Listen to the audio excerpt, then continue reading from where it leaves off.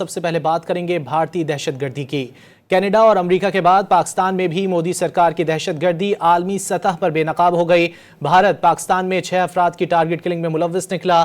امریکی اخبار Washington post نے پاکستانی حکومت کے دعووں کی تصدیق کر دی۔ واضح کیا کہ رو نے کرائے کے قاتلوں اور اغوان ہتھیاروں کی مدد سے شہریوں کو نشانہ بنایا۔